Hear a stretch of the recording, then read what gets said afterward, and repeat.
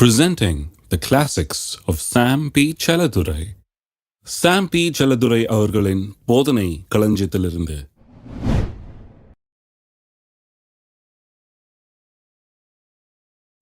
எரேமியாவின் புஸ்தகம் 31ஆம் அதிகாரத்துக்கு திருப்போம். எரேமியா 31 31ஆம் வசனத்திலிருந்து 34ஆம் வசனம் வரை வாசிக்கிறேன்.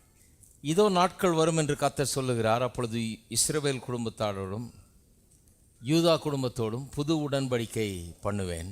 நான் அவர்கள் பிதாக்களை எகிப்து தேசத்திலிருந்து அழைத்து வர கைப்பிடித்த நாளிலே அவர்களோட பண்ண உடன்படிக்கையின்படி அல்ல, ஏனெனில் நான் அவர்களுக்கு நாயகராயிருந்தும் அந்த என் உடன்படிக்கையை அவர்கள் மீறி அவமாக்கி போட்டார்களே என்று கர்த்தர் சொல்லுகிறார்.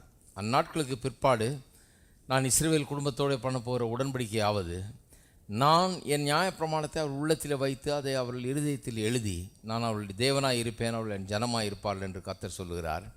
இனி ஒருவன் தன் அயலானையும் ஒருவன் தன் சகோதரனையும் நோக்கி கர்த்தரை அறிந்து கொள் என்று போதிப்பதில்லை. அவர்கள் சிறியவன் முதல் பெரியவன் மட்டும் எல்லாருமே அறிந்து கொள்வார்கள் என்று கர்த்தர் சொல்லுகிறார்.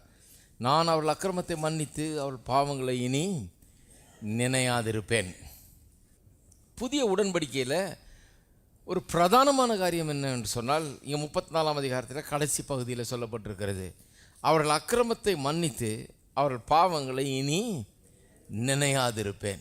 இதுதான் primary promise, most important promise, the first promise R the first blessing. எல்லா ஆசீர்வாதத்துக்கும் முன்னால் வர்ற ஆசீர்வாதம் என்ன? பாவங்கள் மன்னிக்கப்படும் என்கிற ஆசீர்வாதம். ஏன்னா இதில் நுழைஞ்சாதான் மீதியெல்லாம் பெற்றுக்கொள்ள முடியும்.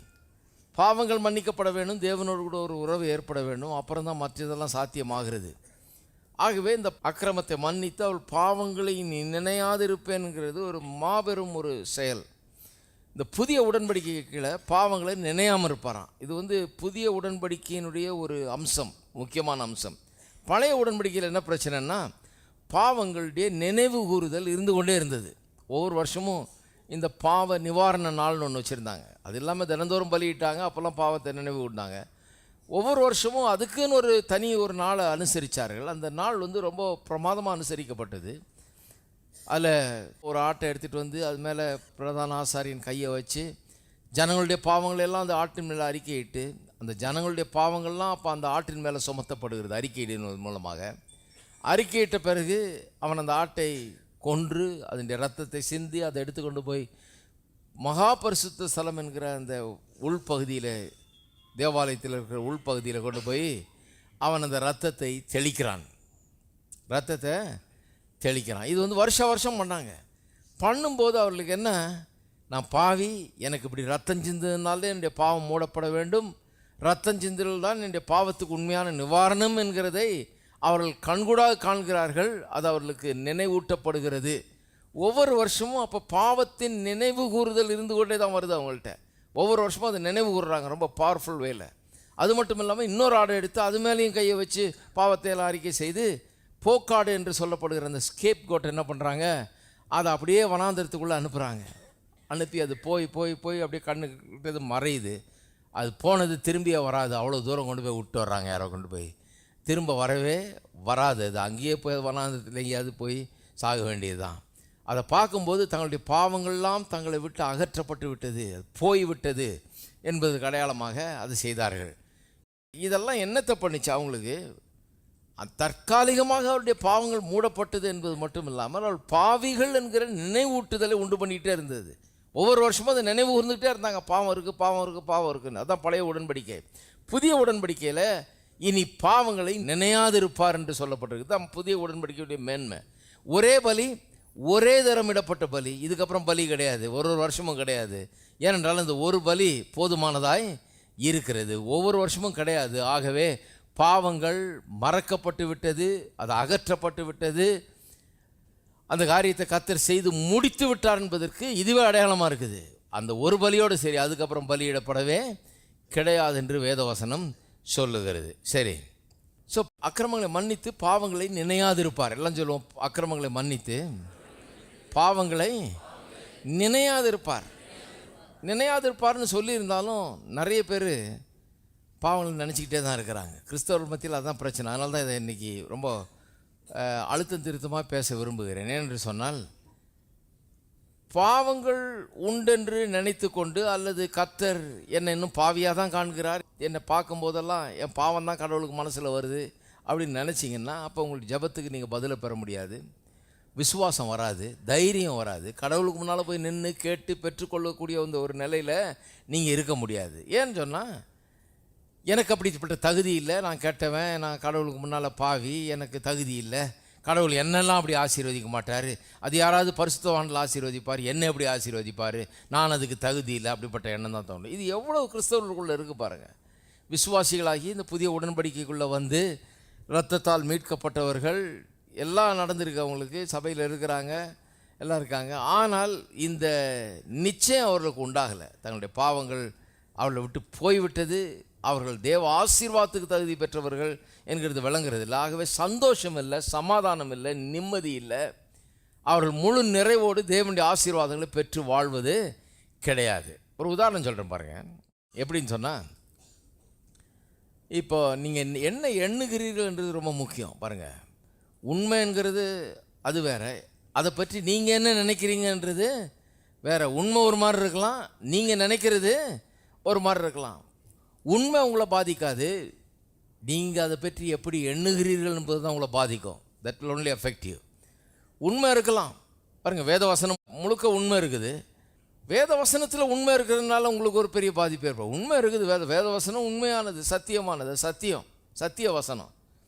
ஆனால் அதை பற்றி நீங்கள் எப்படி எண்ணுகிறீர்கள் அதுதான் உங்களை பாதிக்க போகிறது இல்லையா? சத்தியத்தை அறிவீர்கள், சத்தியம் உங்களை அறிகிற சத்தியம் தான் விடுதலையாக்கும், சத்தியம் உங்களை விடுதலையாக்காது. சத்தியத்தை அறிவீர்கள், அப்போ அறிகிற சத்தியம் தான் நமக்கு விடுதலையை கொண்டு வர முடியும். அப்போ பாருங்கள், நான் இங்கே நின்று பிரசங்கம் பண்ணிகிட்டு இருக்கேன்னு வைங்க, அங்கே 2 பேர் நின்றுக்கிட்டு பின்னால் நின்றுக்கிட்டு அவங்க என்னை பார்த்து குசு குசுன்னு பேசிகிட்டு இருக்கிறாங்க, பார்த்து பேசிகிட்டு இருக்கிறாங்க.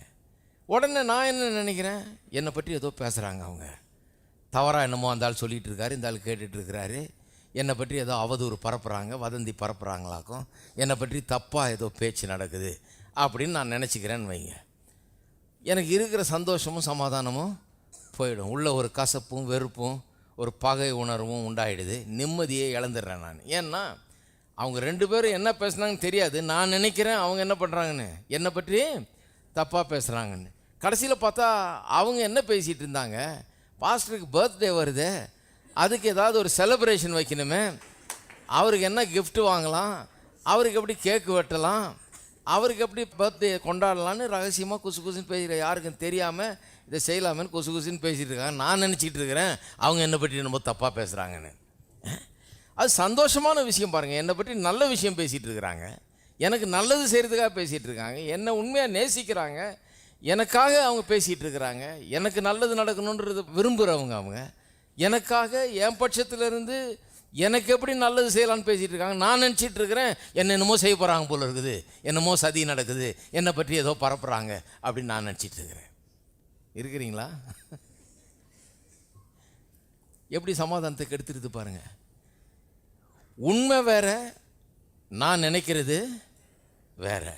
உண்மை என்ன பாதிச்சுதா, என்ன பாதிக்கல, ஏன்னா உண்மையை நான் ஏற்றுக்கலையே, உண்மை எனக்கு தெரியலையே, உண்மையை நான் கண்டுபிடிக்கலையே, நான் ஏதோ ஒரு எண்ணத்தை என் மனசில் வச்சிட்டு இருக்கிறதுனால அந்த எண்ணம் என்ன பண்ணுது, என்ன கெடுக்குது, என் சமாதானத்தை கெடுக்குது, என் நிம்மதியை இழக்க பண்ணுகிறது. இப்படி தான் வேத வசனத்திலையும், வேத வசனம் உண்மைகளை சொல்லுகிறது, சத்தியத்தை சொல்லுகிறது.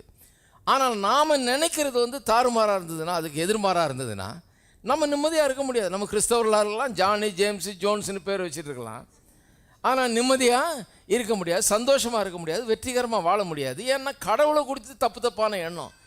கடவுள் என்னமோ உங்களை எப்போ கையை ஓடிக்கலாம், எப்போ காலை ஓடிக்கலான்னு காத்துட்டு இருக்கிற மாதிரியும், ஒரு கோலை வச்சுக்கிட்டு எப்போ மண்டையை புழக்கலான்னு இருக்கிற மாதிரியும் நீங்கள் நினச்சிட்டு இருந்தீங்கன்னா அதுக்கு என்ன பண்ணுறது, உங்கள் சமாதானம் போயிடும், உங்கள் நிம்மதி போயிடும், உங்கள் சந்தோஷம் போயிடும்.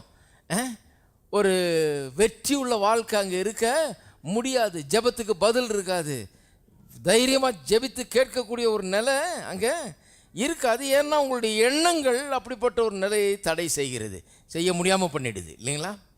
அப்போ அதனால தான் இது ரொம்ப முக்கியம் பாருங்கள். திருப்பவும் ஏசாயாவின் புஸ்தகம் 54ஆம் அதிகாரம், கர்த்தர் ஆணையிட்டு சொல்கிறார் பாருங்கள். இதை இந்த அக்கிரமங்களை மன்னிப்பேன், பாவங்களை நினையாது இருப்பேன்றதையே ஏசாயா 54 இன்னொரு விதத்தில் சொல்லுகிறார் பாருங்க, ரொம்ப பவர்ஃபுல்லாக சொல்லியிருக்காரு. அதனால் இதை வாசிக்கிறேன் நான். இன்னும் விவரமாக சொல்லியிருக்காரு. ஆணையிட்டு சொல்கிறாராம். 9ஆம் வசனம் 10ஆம் வசனம். இது எனக்கு நோவாவின் காலத்தில் உண்டான வெள்ளம் போல் இருக்கும். நோவாவின் காலத்தில் உண்டான வெள்ளம் இனி பூமியின் மேல் புரண்டு வருவதில்லை என்று நான் ஆணையிட்டது போல, உன்மேல் நான் கோபம் கொள்வதில்லை என்றும் உன்னை நான் கடிந்து கொள்வதில்லை என்றும் ஆணையிட்டேன். ஆணையிட்டேன்றது ஆங்கிலத்தில் ஸ்வேர் பை அ நோத், சத்தியம் செய்து கொடுத்தேன்றார். எப்படி சத்தியம் செய்து கொடுத்தாராம்? நோவாவின் காலத்தில் நோவாவின் வெள்ளம்லாம் வந்து எல்லாரையும் அழித்த பிறகு அது ஒரு நியாய தீர்ப்பு, கடவுளுடைய நியாய தீர்ப்பு, அக்கிரமக்காரர்கள் மேலே கர்த்தர் காட்டின ஒரு நியாய தீர்ப்பு. அழித்த பிறகு கர்த்தர் ஒரு வாக்கு பண்ணுகிறார், சத்தியம் பண்ணி தர்றார். அது ஆணையிட்டு சொல்கிறார். என்ன சொல்கிறாரு? இனி வெள்ளம் வந்து பூமியை அழிப்பதில்லை என்று சொல்லி ஆணையிட்டு கொடுத்தாராம். அது போலவே அதை சொல்லி காமிச்சு சொல்கிறாரு, அப்போ நான் ஆணையிட்டு கொடுத்தது போலவே இப்போ இன்னொன்றை ஆணையிட்டு கொடுக்குறேன். புதிய உடன்படிக்கையின் கீழே இன்னொன்றை ஆணையிட்டு கொடுக்குறேன். அது என்ன? உன்மேல் நான் கோபம் கொள்வதில்லை என்றும் உன்னை நான் கடிந்து கொள்வதில்லை என்றும் ஆணையிட்டு கொடுக்கிறேன். இருக்கீங்களா? வாசிப்போம். மலைகள் விலகினாலும் பர்வதங்கள் நிலை பெயர்ந்தாலும் என் கிருபை உன்னொட்டு விலகாமலும் என் சமாதானத்தில் உடன்படிக்கை நிலை பெயராமலும் இருக்கும் என்று உன்மேல் மனதுருகிற கர்த்தர் சொல்லுகிறார். சரி, அப்போ நோவாவின் காலத்தில் வெள்ளத்துக்கு பிறகு இன்னும் வந்து வெள்ளம் வந்து பூமி அழிக்காதுன்னு ஆணையிட்டது போல உன்மேல் கோபம் கொள்வதில்லை, உன்னை கடிந்து கொள்வதில்லை என்று நான் ஆணையிட்டு கொடுத்திருக்கிறேன்னு சொல்கிறார். அப்போ கர்த்தர் நம்மேல் கோபம் கொள்வதில்லை, நம்மை கடிந்து கொள்வதில்லை என்று சொல்கிறார். இது ரொம்ப மாபெரும் சத்தியம். இதை என்றைக்கு நம்ம புரிஞ்சு கொள்கிறோமோ அன்னைக்கு தான் நமக்கு கர்த்தருடைய காரியங்கள் விளங்கும், அன்னைக்கு தான் நிம்மதி வரும். இதை புரிந்து கொள்ளாத கிறிஸ்தவனுக்கு நிம்மதியே கிடையாது. கர்த்தர் கிளியராக சொல்கிறார் பாருங்க, நான் என்ன பண்ணி கொடுத்தேன்? ஆணையிட்டு கொடுத்தேன். ஆணையிட்டு கொடுத்தேன், சத்தியம் பண்ணி கொடுத்தேன்றார். பாருங்கள், உங்களுக்கு ஒரு பிள்ளை இருக்குதுன்னு வச்சுக்கோங்க. நீங்கள் அந்த பிள்ளைய கையில் தூக்கி, சின்ன பிள்ளைய சொல்கிறது விளங்குது அந்த பிள்ளைக்கு, நீங்கள் கையில் தூக்கி சொல்கிறீங்க, இதை பாரு அப்பா எந்த காரணத்தை கொண்டும் உன்னை கடிந்து கொள்வதில்லை, உன்மேல் கோபம் கொள்வதில்லை அப்படின்னு சொல்கிறீங்கன்னு வைங்க. அந்த பிள்ளைக்கு எவ்வளோ பெரிய ஒரு ஆறுதல் வரும்னு நினைக்கிறீங்க? எவ்வளோ பெரிய ஒரு நிம்மதி வரும்? எந்த காரணத்தை கொண்டு எப்போதுமே உன் மேலே கோபமே எனக்கு வராது, உன் மேலே கோவப்படவே மாட்டேன், உன்னை கரெக்ட் பண்ணுவேன், ஆனால் உன்னை கண்டம் பண்ண மாட்டேன், கோபிக்க மாட்டேன் அப்படின்னு சொன்னால் அந்த பிள்ளைக்கு எவ்வளோ பெரிய, அது புரியுதுன்னா எவ்வளோ பெரிய ஒரு நிம்மதி வரும் பாருங்கள். எங்கள் அப்பா என் மேலே கோபம் கொள்வதே கிடையாதான் சொல்லிட்டாரு, சத்தியமாக கோபம் கொள்ள மாட்டேன் அப்படின்னு சொல்லிட்டாருன்னு ரொம்ப நிம்மதி அடையும் இல்லையா? ஒரு சென்ஸ் ஆஃப் செக்யூரிட்டி உண்டாகும், அந்த பிள்ளைக்கு ஒரு பாதுகாப்பின் உணர்வு உண்டாகும். ஆனால் என்ன பிரச்சனைன்னா, யாருமே அப்படி வாக்கு கொடுத்துருக்க மாட்டீங்க. ஏன்னா யாருமே நிறைவேற்ற மாட்டீங்க. நிச்சயமாக கோபம் வந்துடும். இந்த பசங்க பண்ணுற அட்டகாசத்தில் கோபம் வராத ஆளுக்கு கூட கோபம் என்னைக்காவது ஒரு நாள் பொத்துக்கிட்டு வந்துடும். இருக்கீங்களா? அதனால தான் நம்மெல்லாம் அப்படி வாக்கு பண்ணி தர்றதில்லை. யாரும் கொடுத்துருக்க மாட்டீங்கன்னு நினைக்கிறேன் அப்படிலாம் வாக்கு. ஏன்னா அதை நிறைவேற்றக்கூடியவர்கள் என்னைக்காவது ஒரு நாள் பொத்துக்கிட்டு வந்துடுதே. அதனால் பிள்ளைங்க கூட இப்போ ரொம்ப உஷாராயிட்டாங்க. இப்படிலாம் வாக்கு கொடுத்தாலே சந்தேகப்படுறாங்க, அப்போ குதிரைக்குள்ள இல்லைன்ற மாதிரி இருக்குது பிள்ளைங்க. ஏன் அப்படி சொல்கிறாரு? கோவம் வரப்போது போல் இருக்குது நம்ம பயங்கரமாக. போன தடவை அப்படி தான் சொன்னார், பொத்துக்கிட்டு வந்துருச்சு அப்படின்னு பார்க்குங்க. அப்போ பாருங்கள், நம்ம மனுஷர்கள் நாம் வந்து அப்படிலாம் சத்தியம் பண்ணி கொடுக்க முடியாது. நம்மளால் முடியாததை நம்ம சத்தியம் பண்ணி தர்றது கிடையாது. அதனால் அப்படிலாம் சொல்கிறது இல்லை. என்றைக்குமே நான் கோபம் கொள்ள மாட்டேன்னு யாரும் இப்போ வாக்கு பண்ணுறதில்ல. பண்ணால் அந்த குழந்தைக்கு ஒரு அபார சென்ஸ் ஆஃப் செக்யூரிட்டி உண்டாகும். ஆனால் பண்ண முடியாது நம்மளால், அதான் பிரச்சனை. ஆனால் கர்த்தர் அவர் நல்லவர், சொன்னது அப்படியே நிறைவேற்ற வல்லவராய் அவர் இருக்கிறார். அவர் சொல்லுகிறார், நான் சத்தியம் பண்ணி கொடுக்குறேன் உனக்கு. தேவனுடைய பிள்ளைகளுக்கு அவர் சொல்கிறார், நான் உனக்கு சத்தியம் பண்ணி தர்றேன். உடன்படிக்கையில் உள்ள இருக்கிறவங்களுக்கு சொல்கிறாரு, நான் உனக்கு சத்தியம் பண்ணி கொடுக்குறேன். உன்னுடைய பரலோக தகப்பனாகிய நான் உனக்கு சத்தியம் பண்ணி கொடுக்குறேன். என்ன சத்தியம் பண்ணுறேன்? உன்மேல் நான் கோபம் கொள்வதில்லை, உன்னை கடிந்து கொள்வது இல்லை என்பதை நான் சத்தியம் பண்ணி கொடுக்குறேன்றாரு. எத்தனை பேர் நினைக்கிறீங்க அவர் சத்தியம் பண்ணி கொடுத்தாருன்னா அது போதும்னு? நான் உண்மையாகவே அது போதும்னு தான் நினைக்கிறேன். ஏன்னா அவர் சத்தியம் பண்ணி கொடுத்தாருன்னா நிச்சயமாக அதன்படி செய்வார் என்பதில் சந்தேகமே கிடையாது. அவர் கோபம் கொள்வதில்லைன்னா கோபம் கொள்வதே கிடையாது, அவர் கடிந்து கொள்வதில்லைன்னா கடிந்து கொள்வதே கிடையாது. அது போதும் எனக்கு. ஆனால் சிலருக்கு அது போதலை பாருங்கள். கிறிஸ்தவர்கள் நிறைய பேர் இந்த மதவாதிகளை போல் ஆயிட்டாங்க. அதனால் அவங்களுக்கு அது போதலை. அவங்க உடனே என்ன சொல்கிறது, சில வசனங்களை காமிப்பாங்க. இல்லை பிரதர், பைபிளில் இப்படி சொல்லியிருக்கு பிரதர், நாம் எல்லாம் கோபாக்கினின் பிள்ளைகளாக இருக்கிறோம்னு சொல்லியிருக்குது. ஆகவே தேவனுடைய கோப ஆக்கினை நம்ம மேலே இருக்குது பிரதர் அப்படின்பாங்க. திருப்போம் எபேசியர் 2:3 அவர்களுக்குள்ளே நாம் எல்லாரும் முற்காலத்திலே நமது மாம்ச இச்சையின்படியே நடந்து நமது மாம்சமும் மனசும் விரும்பினவர்களை செய்து சுவாபத்தினாலே மற்றவர்களைப் போல கோபாக்கினையின் பிள்ளைகளாய் இருந்தோம். நல்லா கவனிங்க, கோபாக்கினையின் பிள்ளைகளாய் இருந்தோமா இல்லையா? இருந்தோம். இருக்கிறோம் இல்லை, இருந்தோம். முன்னே எப்படி இருந்தோன்றது சொல்கிறாரு. இது விசுவாசிகளை பற்றி பேசலை, ரட்சிக்கப்படாதவர்களை பற்றி பேசுகிறது. இது இந்த உடன்படிக்கைக்கு வெளியே இருக்கிறவங்கள பற்றி பேசுகிறது. உடன்படிக்கைக்கு உள்ளே இருக்கிறவங்க நம்ம ஒரு காலத்தில் வெளியே இருந்தோம். அப்போ கோபாக்கினின் பிள்ளைகளாய் நாம் இருந்தோம், உண்மைதான். அடுத்த வசனம் பாருங்கள். தேவனோ இரக்கத்தில் ஐஸ்வர்யம் உள்ளவராய் நம்ம அன்பு இருந்த தம்முடைய மிகுந்த அன்பினாலே அக்கிரமங்களில் மரித்தவர்களாக இருந்த நம்மை கிறிஸ்துவுடனே கூட உயிர்ப்பித்தால் கிருபையினாலே ரட்சிக்கப்பட்ட. அப்படி இருந்தோம், ஆனால் இப்போ அப்படி இல்லைங்கிறாரு. இப்போ ரட்சிக்கப்பட்டீங்கன்னா புதிய உடன்படிக்கைக்குள்ளே வந்துட்டீங்க. கோபாக்கினின் பிள்ளைகளாக எவ்வளோ பேர் இருக்கலாம், ஆனால் நீ கோபாக்கினின் பிள்ளை கிடையாது. நீங்கள் ரட்சிக்கப்பட்டீர்களே. எத்தனையோ பேர் மேலே தேவ கோபாக்கினம் வரலாம், ஆனால் உன் மேலே அது வரப்போகிறது கிடையாது. ஏனென்றால் உடன்படிக்கை என்னும் ஒரு கொடைக்கு கீழே நீ இருக்கிறாய். எத்தனை பேருக்கு விளங்குது? அப்போ நாம் கோபாக்கினின் பிள்ளை இல்லைங்க, நாம் ரட்சிக்கப்பட்ட தேவனுடைய பிள்ளைகள். நிறைய பேர் இந்த மாதிரி வசனங்களை எடுத்துக்கிட்டு விசுவாசிகளை போட்டு உருட்டி பெரட்டுறது. நீ கோபாக்கினின் பிள்ளையாக்கும் கர்த்தர் உன்னை என்ன பண்ணுறாரு பாரு. அது இது நிறைய விசுவாசிகள் அப்படி தான் இருக்கிறாங்க பாருங்கள். ஒருத்தர் சொல்கிறார், என் கையை பாருங்கள் கோணலாக இருக்குது, ஏன்னா கர்த்தர் ஓடிச்சார்.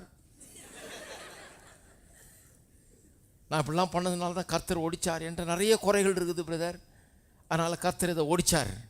இது பெரிய என்னமோ கை பெரிய வானவில் மாதிரி ஒரு அடையாளமாக வச்சா மாதிரி சொல்லிட்டு இருக்கிறார். இதை பார்க்கும்போதெல்லாம் எனக்கு ஞாபகம் வருது.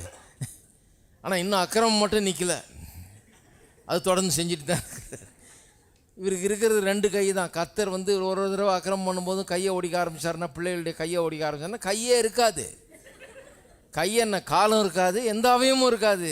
இருக்கிற உடம்பே எவ்வளோ சைஸ் தான், எவ்வளோ சைஸ் பத்தாதே. கர்த்தர் ஓடிக்க ஆரம்பிச்சாருன்னா சுக்கு நூறா நொறுங்கி போயிடும் எல்லாம்.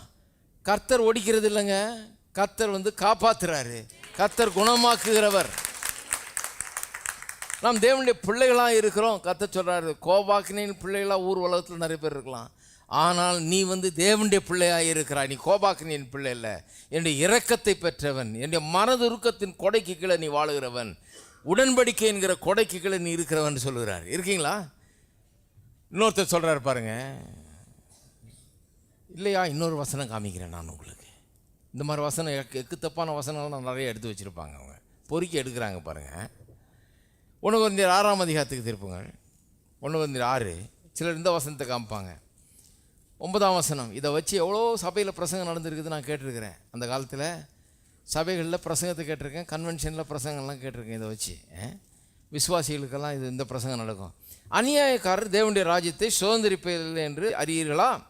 வஞ்சிக்கப்படாதிருங்கள். வேசி மார்க்கத்தாரும் வக்ராராதனைக்காரரும் விபச்சாரக்காரரும் சுய புணர்ச்சிக்காரரும் ஆண் புணர்ச்சிக்காரரும் திருடரும் பொருளாசைக்காரரும் வெறியரும் உதாசீனரும் கொள்ளைக்காரரும் தேவனுடைய ராஜ்யத்தை சுதந்திரிப்பதில்லை. இதை வச்சு பண்ணுவாங்க பாருங்கள். ஏன்னா விசுவாசிகள் சிலர்லாம் கொஞ்சம் சரி கிடையாது, சிலர்லாம் கொஞ்சம் தப்பு பண்ணுறாங்க, நிறைய குறைகள் இருக்குது சிலர்கிட்ட. அதனால் போட்டு உருட்டி எடுத்து நீ எப்படி பரலவும் போவியாக்கும், நீ போக மாட்டியாக்கும், உன்னை பாத்திரலாமாக்கும், அப்படியாக்கும் இப்படியாக்குன்னு போட்டு உருட்டிக்கிட்டு கிடப்பாங்க. இந்த பிரசங்கத்துக்களெல்லாம் நான் உட்காந்துருக்கிறேன் ரொம்ப.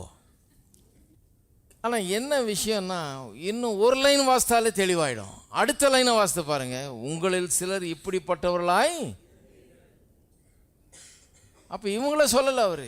இருந்தாலும் சொல்கிறவர் என்ன சொல்கிறாரு? 1 Corinthians இருக்குதுங்க, விசுவாசிக்கு தான் எழுதுறாரு, விசுவாசிகளுக்கு சொல்கிறாரு தேவனுடைய ராஜ்யத்தை சுதந்திரம் மாட்டீங்கன்னு சொல்கிறாரு. அப்படியாக்கும் அப்படியாக்கணும். இந்த என்ன அடுத்த லைனை வாசித்து பாருங்க. உங்களில் சிலர் இப்படிப்பட்டவர்களாய் இருந்தீர்கள், ஆயினும் கர்த்தராகிய இயேசுவின் நாமத்தினாலும் நமது தேவனுடைய ஆவியினாலும் கழுவப்பட்டீர்கள், பரிசுத்தமாக்கப்பட்டீர்கள், நீதிமான்களாக்கப்பட்டீர்கள். என்ன நல்லா சொல்லியிருக்கு பாருங்க. நீதிமான்களாக்கப்பட்டீங்களா இல்லையா? அப்போ இவங்கள சொல்லலை அவர், நீ பரலோகம் போக மாட்டேன்னு இவங்கள சொல்லிட்டுல. அவர் என்ன சொல்கிறாரு, அப்படிப்பட்ட ஆட்கள், அப்படி வாழுகிறோம், அப்படி நீங்கள் இருந்தீங்க, இப்போ அப்படி இல்லை, கழுவப்பட்டீங்க, பரிசுத்தமாக்கப்பட்டீங்க, நீதிமான்கள் ஆக்கப்பட்டிருக்கீங்க. ஆனால் அதை மட்டும் யாருக்கும் சொல்ல மாட்டாங்க. இந்த 10ஆம் வசனத்தை வரைக்கும் வாசிப்பாங்க, 11ஆம் வசனத்தை வாசிக்க மாட்டாங்க. ஏன்னா அது நல்ல வசனமாச்சே. நல்ல வசனத்தை எடுத்துட்டா அவங்களுக்கு எப்படி ஒரு இது பாருங்கள், எல்லாம் கஷ்டமாக்கி தரணும். அதான் இயேசு சொன்னார், வருத்தப்பட்டு பாரம் சுமக்கிறவர்களேன்னு. பாவிகளை சொல்ல அப்படி. இந்த யூதர்கள் மத்தியில் உடன்படிக்கையின் மக்களுக்கு தான் சொல்கிறார், வருத்தப்பட்டு பாரம் சுமக்கிறவர்களே நீங்கள் எல்லாரும். என்ன பாரம்? கர்த்தர் கொடுத்த கட்டளையெல்லாம் இவங்களுக்கு பாரம் ஆயிடுச்சு. ஏன்னா அந்த கட்டளை மேலே கட்டளை போட்டாங்க. இவங்க போட்டு 100கணக்கான கட்டளைகள் ஆக்கி 10 கற்பனைன்னு அவர் கொடுத்தா அதை ஒன்றையும் மல்டிப்ளை பண்ணி 10ஆல் பெரிய பெரிய கட்டளையெல்லாம் எழுதி இவங்க மனுஷரை பாரப்படுத்தி சுமையை சுமத்தி சுமக்க முடியாத ஒரு சுமையை தலையில் வச்சு ரிலிஜன் என்கிற ஒரு சுமையை ஏற்றி அதை பண்ணு இதை பண்ணுன்னு சொல்லி வருத்தப்பட்டு பாரம் சுமக்கிறவர்கள் நீங்கள்லாம் என்ன இடத்துல பாருங்கள், நான் உங்களுக்கு இளைப்பாறுதல் தருவேன்றார். அந்த அளவுக்கு ஆகிப்போச்சு. அப்போ பாருங்கள், எங்கேயும் விசுவாசிகளை பற்றி சொல்லலை, விசுவாசிகள் ஆகிறதுக்கு முன்னால் நாம் எப்படி இருந்தோன்றதை பற்றி தான் பேசுகிறார். அப்போ மறுபடியும் சொல்லுகிறேன், கர்த்தர் என்ன சொல்கிறாரு, இனி உன்னுடைய அக்கிரமத்தை மன்னித்து உன்னுடைய பாவத்தை நினைக்க மாட்டேங்கிறார். உன் மேலே கோபம் கொள்வதில்லை, நான் உன்னை கடிந்து கொள்வதில்லை என்று சொல்லுகிறார். அப்போ பாருங்கள், இவ்வளோ தெளிவாக அந்த வசனம் சொல்லியிருக்கும்போது, இந்த வசனம் சொல்லுகிறதுக்கு எதிராக சில காரியங்கள் சொல்லப்பட்டது போல தெரிஞ்சால் வேதத்தில் அதை சரியாக வியாக்கியானம் பண்ணணும், அது சரியாக வாசிக்கணும், சரியாக புரிந்து கொள்ளணும். அப்படி செய்யாமல் நீங்கள் சொல்கிறீங்க அப்படி சொல்லியிருக்குன்னு இந்த வசனம் கரெக்டு தாங்க ஏசாயால், ஆனால் இங்கே அப்படி சொல்லியிருக்கேன்னு சொல்லக்கூடாது. இவ்வளவு கிளியராக நான் ஆணையிட்டு சொல்கிறேன், உன் மேலே கோபம் கொள்வதில்லை, உன்னை கடிந்து கொள்வதில்லைன்னு சொல்லியிருக்கு. எரேமியாவில் அக்கிரமத்தை மன்னித்தேன், அதை நான் நினைப்பதில்லைன்னு சொல்லியிருக்கு. அப்படி சொன்ன பிறகு அப்புறம் இந்த வசனம் இப்படி சொல்லுது, அந்த வசனம் அப்படி சொல்கிறதுன்னு கேட்கக்கூடாது. அதை சரியாக புரிந்து கொள்ள நாம் கற்றுக்கொள்ள வேண்டும். இருக்கீங்களா?